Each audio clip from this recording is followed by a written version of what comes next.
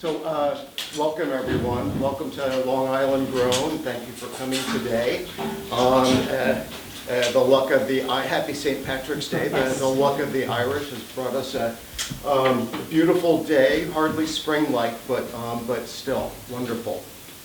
This is the 6th year for Long Island Grown for the series, and the 10th year that we've been offering programs like these at Bridge Gardens.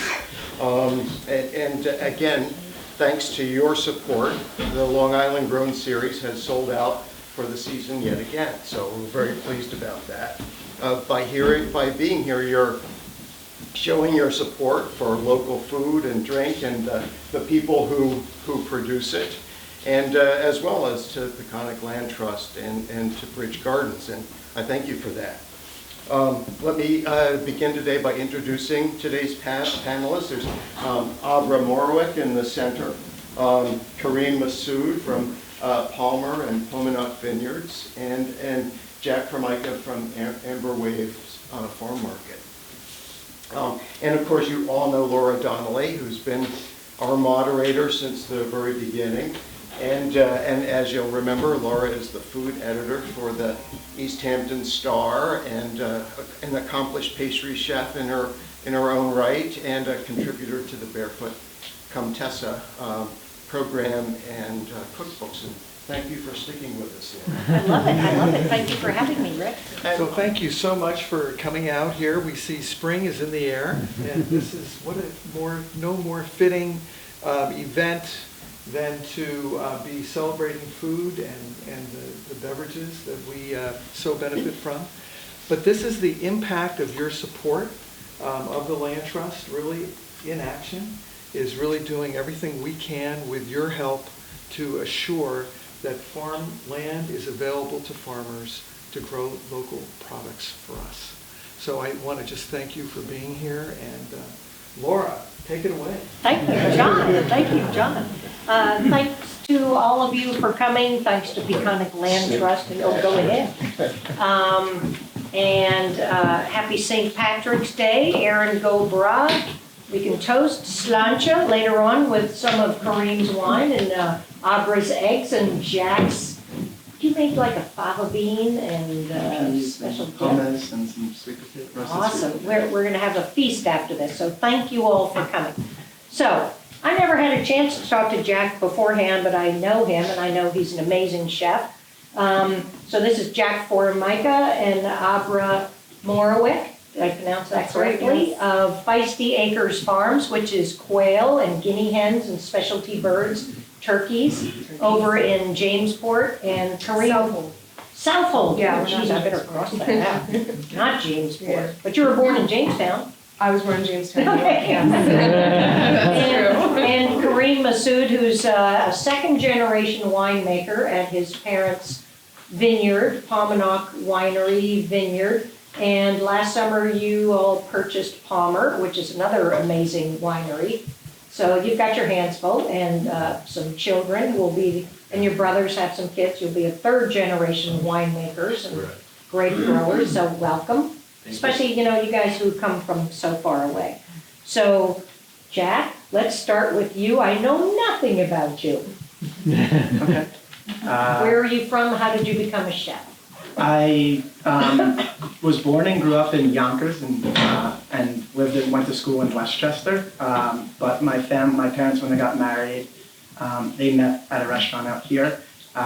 He was the bartender and she was the waitress. So this has always been where they wanted to raise a family. So upon graduating high school, we moved back out here. We've always had a home, so this is what I consider home for me. But I did go there to Westchester for school, and I'm not classically trained. I went to school at Manhattan College for international business and marketing. So cooking has always been something that I feel that I just was drawn towards. As a kid, I was in my backyard digging for clams and finding seaweed and making mud pies. So everything, food was always something that just came naturally to me, but also just was something that I always had such a passion and interest for. my mother's a great cook. My grandparents had an Italian side in there. Dinner was important, Sunday dinners, and food was always something that brought the family together. So I think it was just in my blood. And being out here, there's just such a great opportunity for me to like further myself as a chef, and I have the best possible ingredients. So that was why I was so drawn to here. And I did a few different works in the field. In college, I was working in the city at restaurants. And I got the opportunity my senior year to drop out of college for a semester and open up a restaurant in Brooklyn as the chef, which at 20 years old was like an amazing experience. So I did have to go back and finish college and miss graduation and stuff, but it was worth it. And it's now still a spot. It's changed a little bit. And I guess the hours of that and the time of the few years working there brought me back out here for a more sustainable life, as well as, food that I would be eating and serving. And that's how I was out here. And I've been I opened the cafe and then the commercial kitchen at Stony Brook at Stony Brook Amagansett Food at the Institute. Amagansett Food Institute. Right after coming out, it was down the street from my house, and I went for a marketing interview, and they said we have this beautiful cafe, and I envisioned a small pop-up where we're taking in local produce every day and changing the menu. So it was just me. That's where I met Laura. She came in for lunch one day, and I ran you up, I cooked, and I did that. It was a really wonderful time. And then I started doing private dinners and pop-up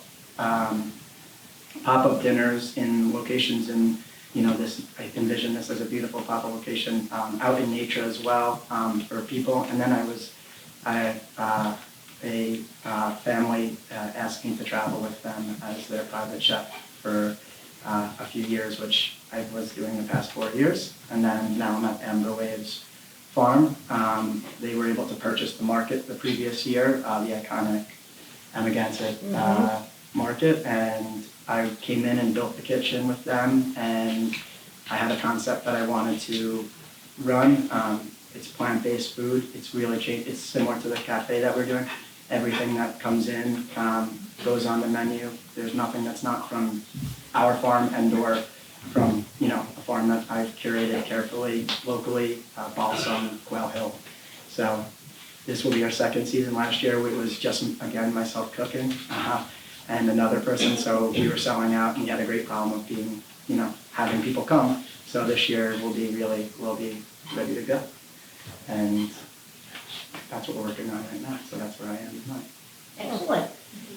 Abra, can you tell us about your background, the beginning, how you came to do what you're doing now with your business? Sure, absolutely. I guess I'll just skip ahead like 18 years because the rest of it doesn't matter. But I was going to school for English literature and French. I was very interested in doing journalism and perhaps working with the State Department, perhaps diplomatic service.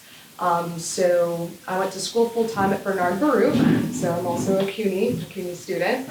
And I went to school full-time, and I also did part-time work at a really high-end Japanese restaurant called Bond Street in Manhattan.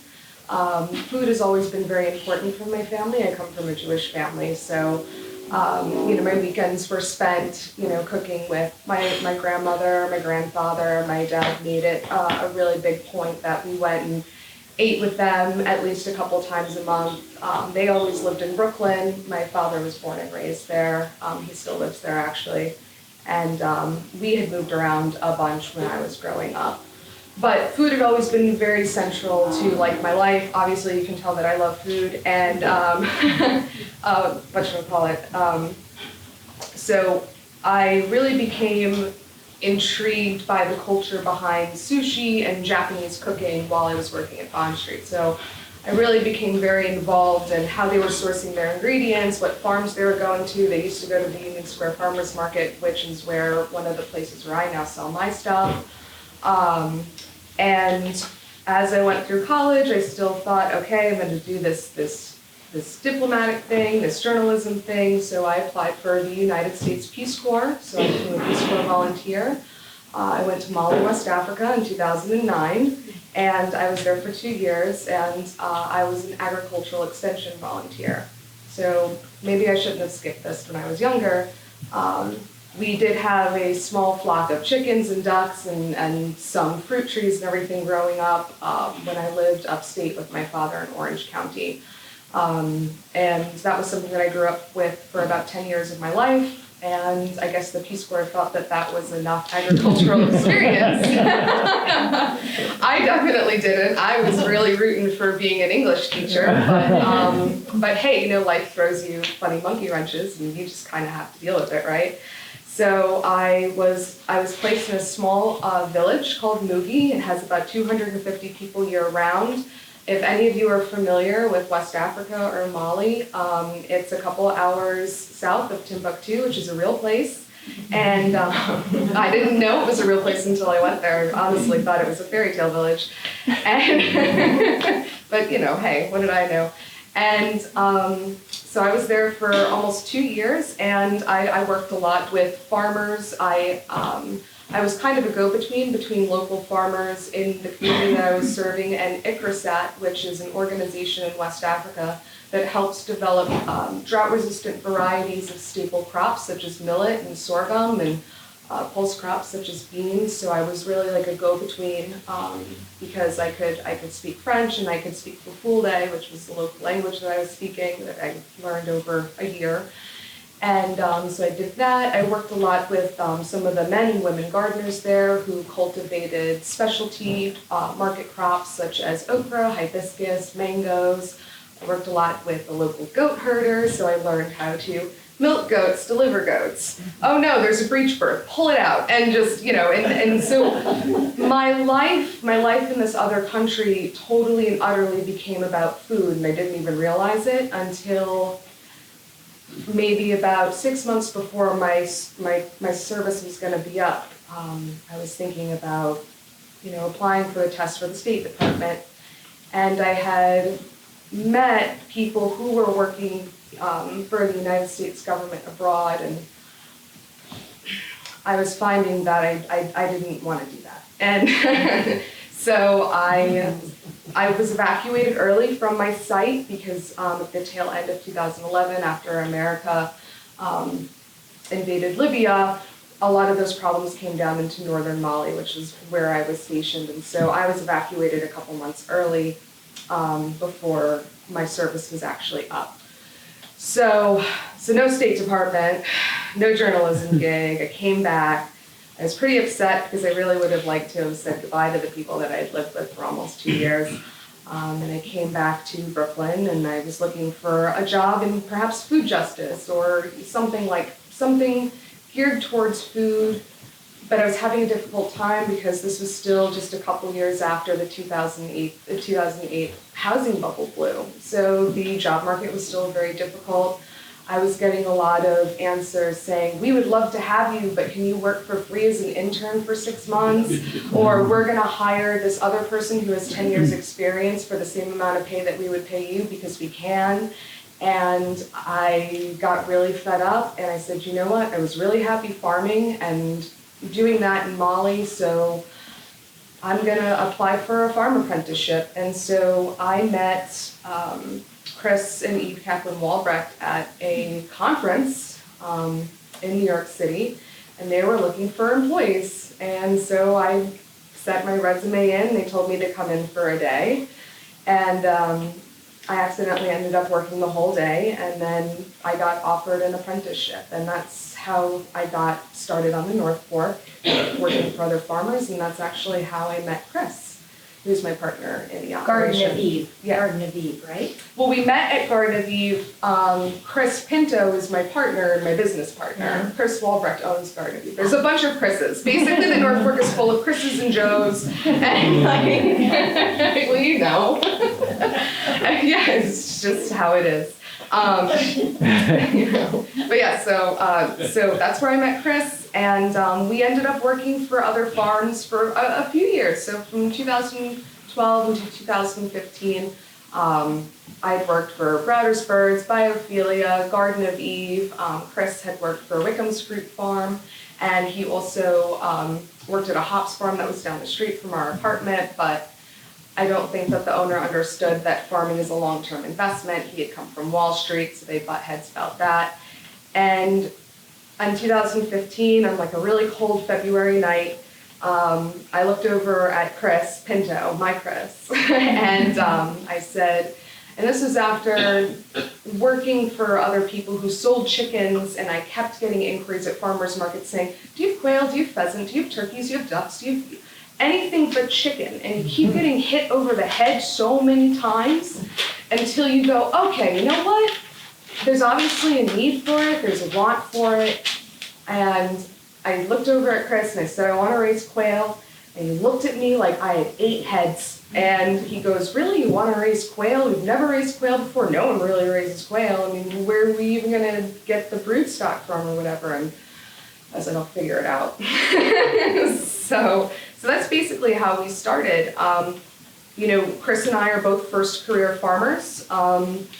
I was not a banker, advertising executive, or a lawyer or anything else that made a lot of money and then got into farming. Chris and I saved up $11,000 and we had a ton of experience. So what we lacked in resources, we made up for experience. So we knew what to buy. We leased land from Phil of Biophilia to kind of get our start, to see if this could work before we invested a lot of money into an idea that possibly wouldn't work.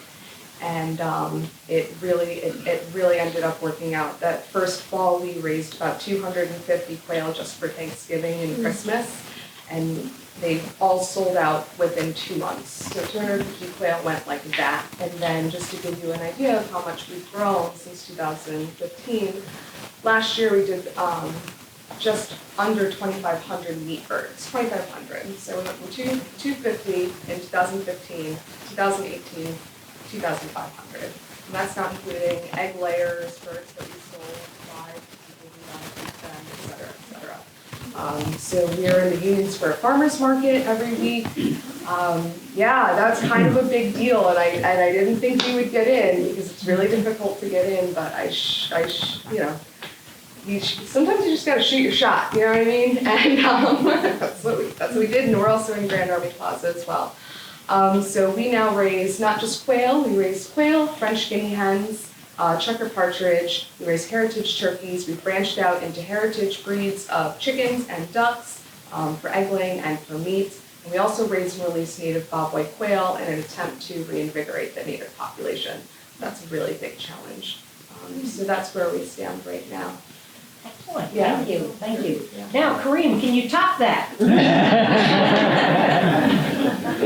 I don't know about that. Yeah, Your background and where you were born and how you ended up becoming a winemaker at your family's vineyard?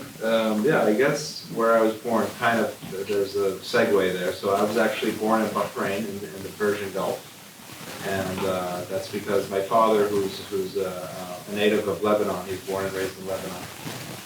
At the time, so I was my parents' first child, I'm the oldest of 3 sons. And so my father was on assignment for IBM, he had a career with IBM. And so he just happened to be there, that's where I was born. And then we very quickly moved to Kuwait, and my parents spent a few years in Kuwait. And my father was still with IBM, and the point is, and the connection to wine, is Kuwait is of course a dry country, literally and figuratively. It's a desert, and it's also a Muslim country where it's forbidden to buy and consume alcohol. So my father, like many expatriates, said, well, I need alcohol. Yeah. So he's like, if I can't buy it, I'll make it. And that's what a lot of them did. And so he went to the market and bought supermarket grapes and baker's yeast, and you can, actually make alcohol that way. You can make wine that way. So he made wine and beer, and as he put it, the beer was terrible and the wine wasn't much better, but at least it was something to drink. It was alcohol. It was wine, and that was the first time he actually made wine. My mother, who was born and raised in Germany in the Pfalz, which is a big wine district in Germany, And her immediate family were not vintners, but she has relatives to this day who are still vintners in the Pfalz. Her uncle was a vintner in the Pfalz, and they in fact, my parents had their wedding reception in a giant wine barrel in Germany. It's actually really giant. You know, it's built, a building built in the shape of a wine barrel, and it says capacity 1 million liters. And anyway, they had their wedding reception in this wine barrel, not knowing that many years later they would actually become vintners themselves one day. So they always had some dream of doing some kind of a farming gig as a lifestyle, and this was, you know, they met in the late 60s, they got married in the early 70s, and things in Lebanon didn't really begin to implode until the mid to late 70s. And so in the early 70s, my parents still had this sort of idyllic notion that they might become silkworm farmers. And you know, meanwhile, my father had a whole career at IBM, and I don't think they were ever really going to do that. But they never gave up on this idea of becoming farmers themselves one day. And they sort of quickly realized that wouldn't it be an amazing lifestyle to become vintners? Because especially spending time with my mother's family in the Pfalz and just seeing what that lifestyle was like, all this sort of celebratory, like just at harvest time when they went to the wine festival and having the fermenting. Has anyone ever had fermenting grape juice before it becomes wine? In German they call that the Federweißer, and it's a big thing. And I invite you all to do so at any local winery, but you can certainly come to Pamanak and Palmer. It's a very special thing because What time of year would that be? September and October, when we've harvested the grapes and we start making wine, because you can't bottle it, you can't preserve what that is. It's the fermentation.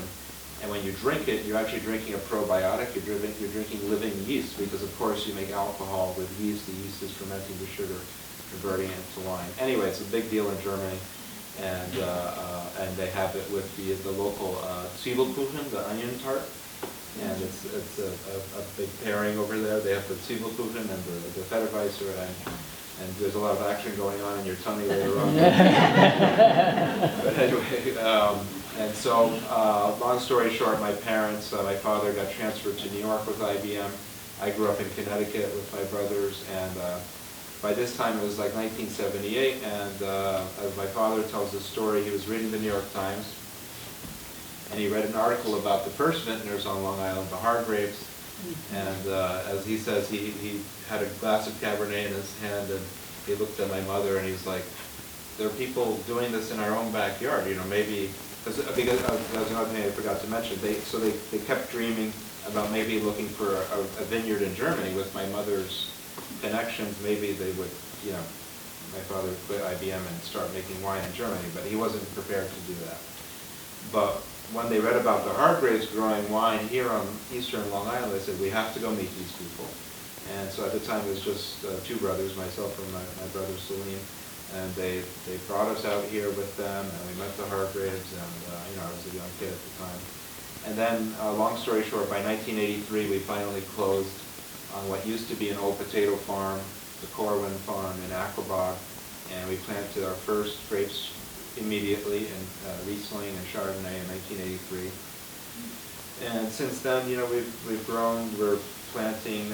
We have 86 acres now at Pamanak that are planted in vineyards, and different. And we've all, you know, several different varieties that we grow at Pamanak. And last year, as Laura mentioned, we acquired one of our neighbors, Palmer Vineyards, which also was founded in 1983. Which is one of the many reasons we found it attractive. There were all these different things we had in common. And so I'm a second generation winemaker. I learned winemaking really from my father. I also was not, I don't have a degree in agronomy or viticulture or enology. I have a degree in economics. I had a brief career on Wall Street that lasted about 2 years before. Wharton?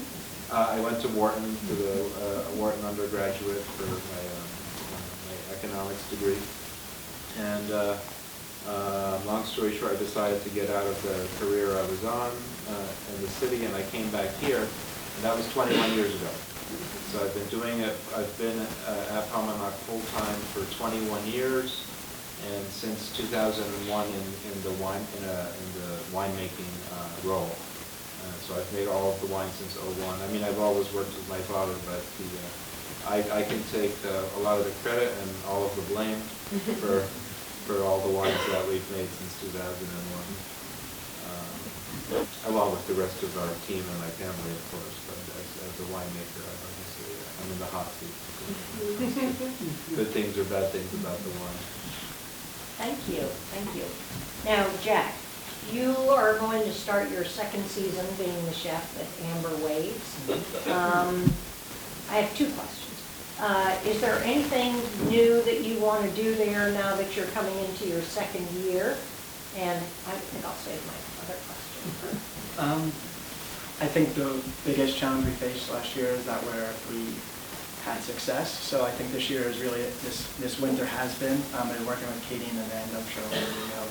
They're the, Katie Baldwin and Amanda Merrow, who started the farm. Right, And right. this will be their 11th season as Amber Waves Farm. We're working really closely and just scaling up and being able to handle the demand that we see at the market and, the popularity that we've had from the market, as well as, it starts in the field. So I'm sitting in on meeting and talking about which crops I need in order to be able to utilize them to the capacity that we're going to hopefully be doing this year. So, I say I always need more onions and stuff like that. And there's crops that we just can't ever grow that will be, to use in the farm. So that will go to our CSA or to our market that can be purchased. So we're really hoping to just scale up. And, the menu is, again, it's mostly our, it's mostly our vegetables, our grain as well, our bakers using our wheat. We grow a little bit of grain last year. We did sorghum and winter wheat. We started growing wheat, they're known because Amber Waves. They reintroduced growing wheat and they sold Carissa spreads over the years. And so this year, or last year, we started introducing wheat into our pastry and into our products in the kitchen. As far as what I would like to see from the kitchen, 3 years ago I started studying raw and living foods in terms of health in medicine, and started studying Chinese medicine, traditional Chinese medicine, because I was not feeling well, and my mother, who's a nutritionist, sent me to Puerto Rico, and I studied in the Ann Wigmore facility down there, and that is Ann Wigmore was a woman who was diagnosed with cancer, and she switched her diet to a living foods raw diet at plant-based, obviously, and she beat cancer. She ended up dying at 95 in a house fire, or late in the 90s, so she beat cancer twice, and she was the founder of Hippocrates. That's a more famous one. So I spent time down there, and that changed my whole attitude towards food, because now I was no longer cooking. I was just chopping vegetables and blending things. There was no seasoning, there's no oil. So I love that lesson. I'm actually heading down again next week, but I figured that could be something I could bring up to here, that we could incorporate what we're growing, because we grow a lot of greens and a lot of the foods that we eat in Puerto Rico. We also don't have fats like coconuts and fruits like papayas and avocados. So how we can make it so that it's possible to eat this food, or eat the best possible food, incorporating some cooked. And in the winters we don't have living food. So this year I'd really like to put an emphasis on not only delicious food, but nutritious food for you that's been prepared with the thought that I'm trying to give you health. So that would be something. Are you also a forager? I am. Yeah. What do you forage for out here? What can we eat when we go out in the woods? We can eat a lot. Pastures. There's a lot to eat out here. Unfortunately, our the wild land is dwindling with housing and stuff like that, but there's still some really great places. I'm actually next weekend teaching a class with the Amagansett Food Institute about just basic wild foraged foods. And that's something that we're not legally allowed to incorporate in our menus because of law that I don't agree with, but needless to say, I follow it for, it's not my business.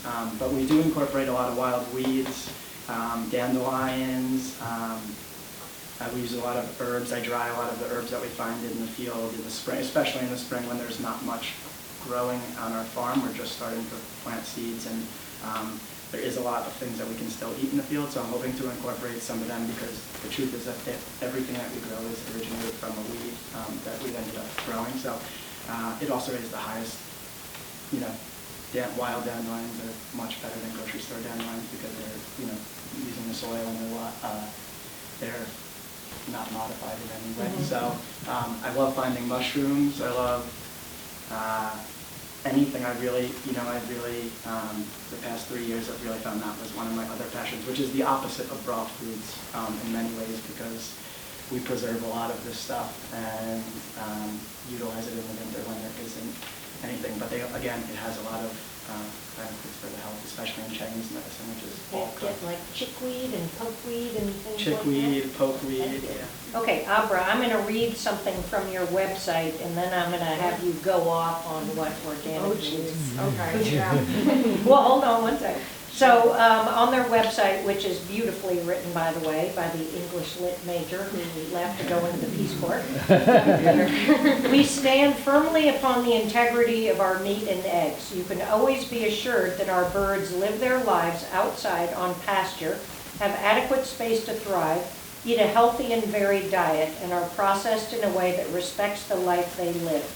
We don't need to put a label on it. Just come see for yourself. So organic certification for types of poultry? Yeah. Go. Okay, well, I guess I would like to backtrack a little bit and talk about why we decided to become certified organic in the first place. So I had a lot of experience working on certified organic farms when I was first came here on the North Fork. These were small farms that really upheld the regulations of the National Organic Program that was set forth by the USDA and all these other sorts of things. So I guess in a lot of ways I was starry-eyed and naive, and I thought that everybody who was certified organic here in the United States also operated under these pretenses.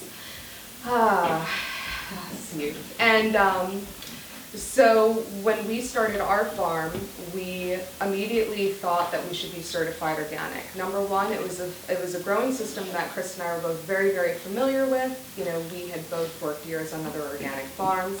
And number two, we saw it as an opportunity to kind of get a foothold in the marketplace. Now, again, two farmers, a lot of gumption, not a lot of resources, but we did have a good amount of, what does well in the market? I mean, I had already curated a business plan, knowing where I'm going to sell these things, who I'm going to be selling to, and I immediately thought that being certified organic would be the right thing to do. It was something that I saw as pretty easy because I was already doing everything that was under the National Organic Program and how you should raise poultry in this way.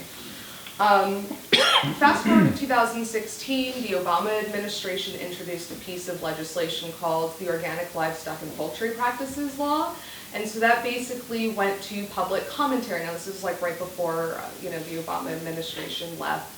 And basically what the OLPP wanted to do was really set some concrete ground rules for what organic poultry farmers need to do to raise and process their birds that is reflective of the standards of the National Organic Program.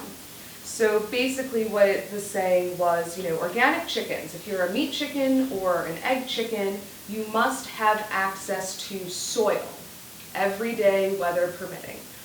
A lot of people don't know, but certified organic meat farms, poultry farms and egg farms, those chickens usually are in a barn all the time. They do not get to go outside. They maybe have a small door that goes to a concrete porch, but no soil. And with egg-laying chickens, it can be very much the same thing. If it says free range on the eggs, that does not mean that they're outside. It means usually that they're free ranging in a barn. So the things that you get, well, I mean, these are all things that are not, these are all terms that aren't regulated by anybody. So you can kind of use them as you will. Pasture-raised is also not a term that's regulated by like the government, a federal government or state government. There are small third-party organizations who are trying to get a certification for pasture-raised, but they're very small. They're kind of just starting, so they don't have a lot of teeth really to fight people who are misusing the language. So that was one thing. So chickens must be having outside soil access every day, weather permitting, for most of their lives. There was a square footage that they had to adhere to. I believe it was like one broiler chicken, which is usually about 3.5 to 4 pounds. They have to have at least 2 square feet of space, whether that be in a barn or outside. Chickens who are egg layers, I think, get twice as much as that. The other regulations included travel time to processing facilities. So a lot of these chicken farms have to travel a very long time to get to processing facilities because so many poultry processing facilities across the country are either consolidating or closing. So it's very hard even for the large farms to get their animals processed. So, that's a big reason as to why livestock farming among small farmers is dwindling very quickly, because a lot of us just don't have access to close by poultry processing facilities. So those were some of the things that the OLPP brought forth and really wanted to pass. Fast forward to 2018 with Sonny Perdue under the Trump administration, and after 2 years of public comment, most of it positives, most people saying yes, even farmers saying yes, we would really like these laws to be put into place so that organic poultry farmers are actually raising their chickens in a way that reflects organic regulations, and it got struck down. So now, Chris and I are sitting here, we just got our 2018 organic certification, and now we're sitting there going, okay, so the organic chicken that you buy in the grocery store that never goes outside, never takes a dust bath, never hunts and pecks for bugs, doesn't see the sun, is now the same as my bird. Screw this. And so once 2019 rolled around, we decided to just not do it. And it was something that we talked about all year. We were very scared about doing it because we thought that we would get a lot of kickback from our customers. We were always very passionate about organic farming because we thought that it meant something. And it does mean something to so many small farms, and now all of us small farms are getting taken for a ride by the National Organic Program, I feel. So I decided, I had to tell NOFA, I surrendered my organic certification at the beginning of this year in January. I don't feel as though the NOFA, which is the Northeast Organic Farmers Association, it encompasses New York and Massachusetts and Connecticut and Maine and I think one other state. I just don't feel like they're doing enough to combat this, and I don't want to give my money to them anymore. We're a farm that sells directly to the customer. I don't do a lot of wholesale, so I don't feel as though a label really does me any good. If my customers have questions, they come to the farm, they ask me questions at the farmer's market. We give tours of the farm regularly. I just gave a couple of tours this morning before I came here.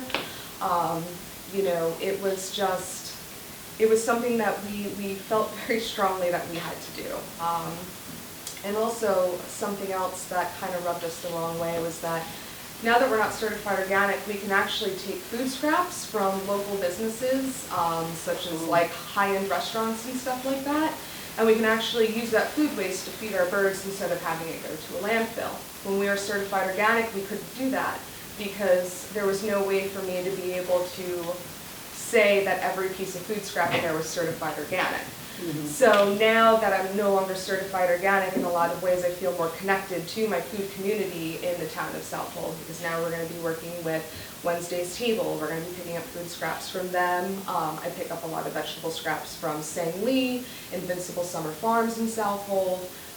So it really, has kind of opened up a lot of doors for us. It gave us a lot of attention, and social media. It ran its course around all the organic Facebook things and stuff, and that's fine.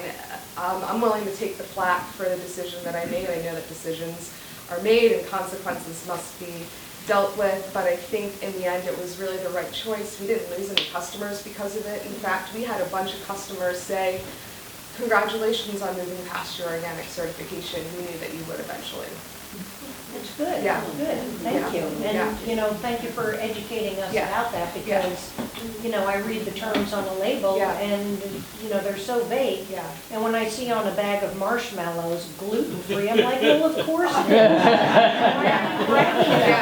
I mean, the free range is meaningless, natural, I'm natural, but I'm not. Yeah. You know, it's, well, I guess, Yeah, and there's so many, I mean, there's so many small farms too on the North and South Parks who aren't certified organic, and the way in which they raise their livestock or grow their vegetables far exceeds the regulations of the National Organic Program. So, you know, my whole thing is that not a lot of people have the luxury of being able to go and talk to your farmer. Not a lot of people have the luxury to go to a farmer's market. But if you do have that luxury, please do it. I mean, one of the best things about living in America is that we have choices. And the people who have the means to make good decisions, you know, can. And that's great. And sometimes people who don't have a lot of, like, and we also should poo-poo people who don't have a lot of money and can't buy the best food, because some, you know, you just can't sometimes. So that's why we do have, you know, inexpensive food. And you know, again, America is about choices, and I think that that should be definitely translated into our food system. My issue is that I think that in order for people to make better choices, our food system needs to be more transparent. right. Now, I want to give everybody an opportunity to ask questions of people on the panel, so I'm just going to ask one or two more quick questions.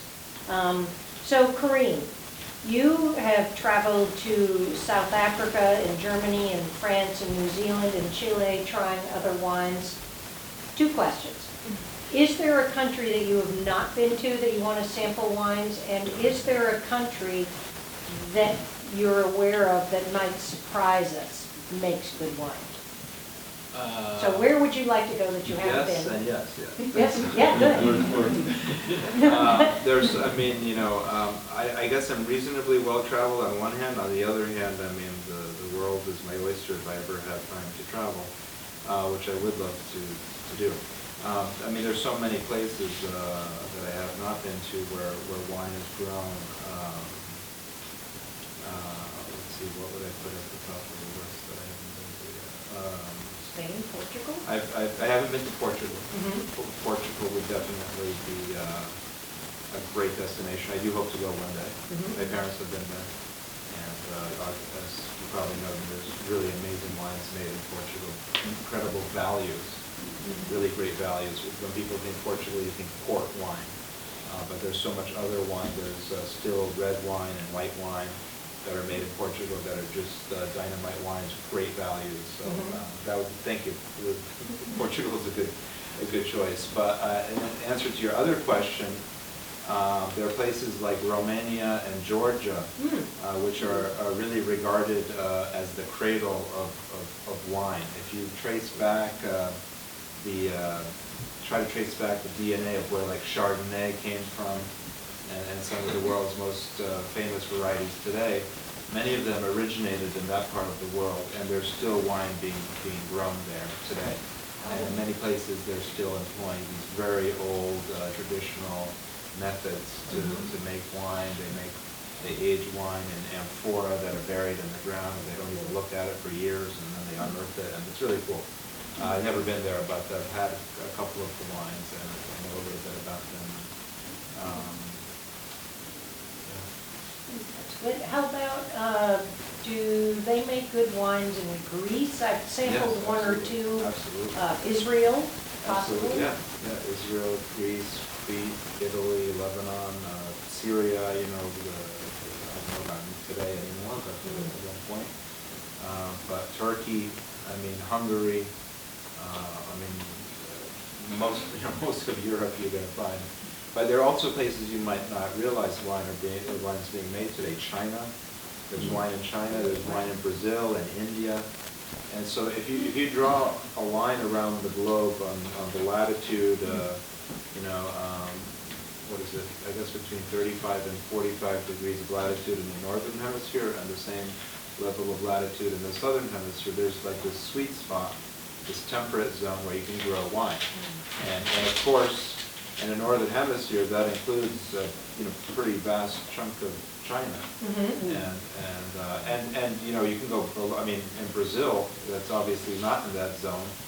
People are actually growing wine in these subtropical or even tropical regions, and it's interesting.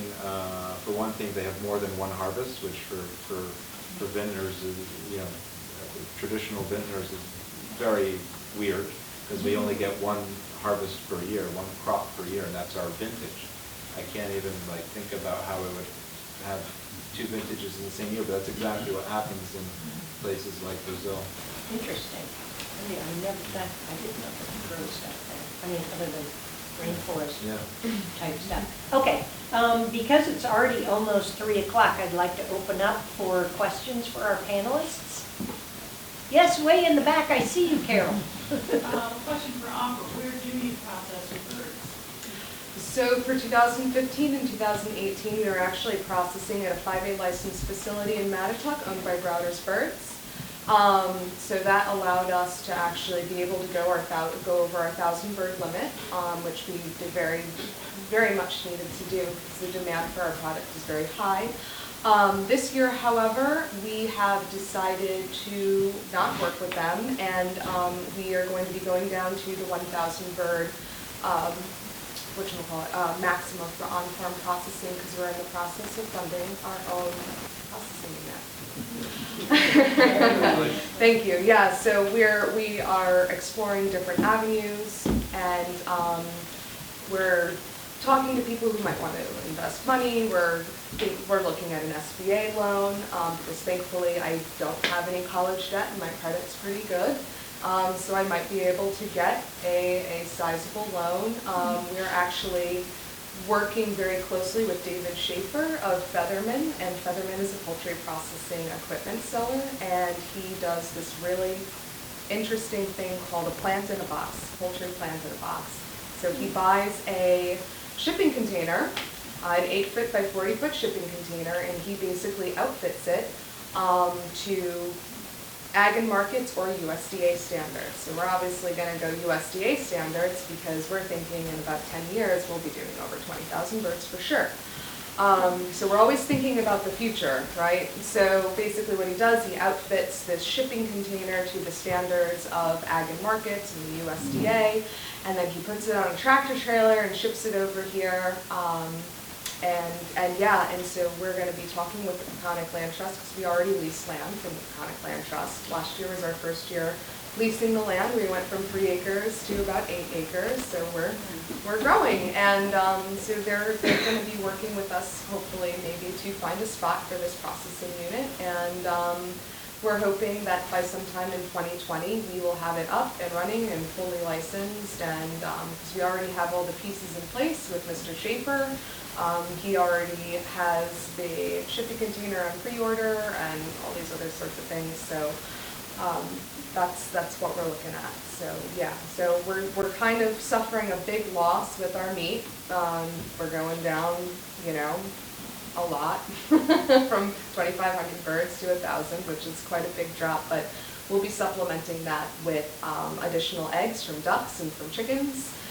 More quail and more pickled quail eggs, of course, because in all honesty, the margins are much, much higher on eggs and value-added products with eggs. We keep very tight numbers, so that's how we were kind of able to manipulate it for this year as we go through our transitional period. Thank you for the question. Yeah, it's a good question. We're going to keep them separate. We've done that. So we acquired Palmer on August 1st of last year. And from the beginning, we gave this subject a lot of thought, and we decided let's keep them separate for several different reasons. On the marketing front, You know, Palmer was, like I said earlier, Palmer was established the same year as Paumanok in 1983. And in fact, the Palmer wine label has been around longer than Paumanok's. Palmer started making wine in 1985. And so Palmer has its own customer base, its own following, its own brand that's been out there for, you know, for over 30 years. And so we thought it would be foolish to just shelve it.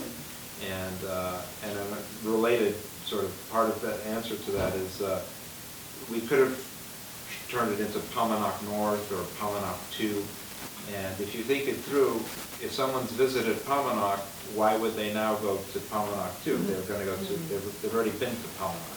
And so by keeping it as Palmer and keeping it, the identity of Palmer as what it's been, and without changing it too radically, now it is what it is, which is its own legitimate standalone estate winery. And that is what it is. And it continues to be as such. We continue to only use Palmer grapes to make the Palmer wine, which is what I did from 2018. And so it really is its own estate winery. It's a different property. The resultant wines are therefore, you know, going to be slightly different in style than our own at Paumanok. I mean, now it's the same winemaker. I'm making the wines for both. And logistically, it's what I'm doing is Palmer's only 5 minutes away from Paumanok, and that was a huge part of the attraction for us in purchasing that property. And so what I'm doing from the winemaking, I'm still doing all the initial winemaking at Palmer with the Palmer grapes. They get pressed at Palmer. All of the juice work and vinification happens at Palmer. It even goes from juice into wine at Palmer. But then the final steps of filtration and bottling will happen at Paumanok. In fact, I've already bottled quite a few of the 18s.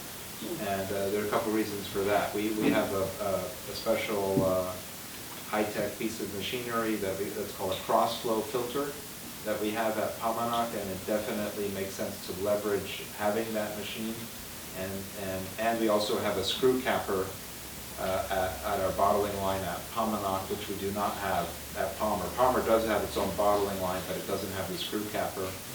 And we are planning to transition most of the production at Palmer to screw cap. And so it's a 5-minute drive on a truck. I fill up the tank full of wine, so it's moved in bulk from Palmer to Paumanok, and I do those final steps of filtration and bottling at Paumanok, and then it gets returned to Palmer as finished product. And we have a big warehouse at Palmer. There's another nice thing that came with the property, this big warehouse, which we needed warehouse space for Paumanok. And so now both the Palmer and Paumanok wines are stored in this climate control warehouse at Palmer.